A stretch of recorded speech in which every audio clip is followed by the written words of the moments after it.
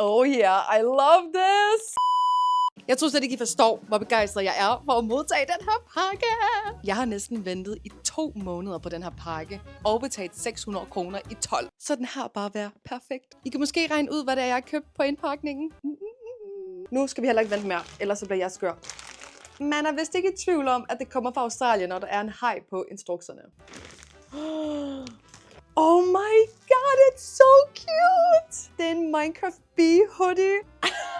It's so cute! Der er et brand i Australien, der har fået lov til at lave et samarbejde med Minecraft, og jeg har ventet 1,5 år på at få fat i dem her. De har simpelthen bare været udsolgt i så lang tid, og nu har jeg endelig en. Vi bliver simpelthen nødt til at prøve den. Ud fra hvad jeg lige kunne læse online, så skulle de altså være ret store i størrelserne. Det her, det er en extra small, men den er ret stor til lille mig.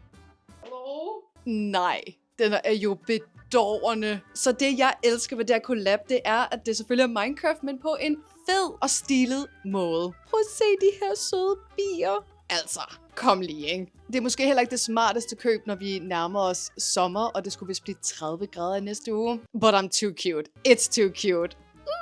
Og jeg har også fået søde Minecraft stickers med. Det er simpelthen for cute. Hvad siger I til den her hoodie? Den kan virkelig, virkelig meget.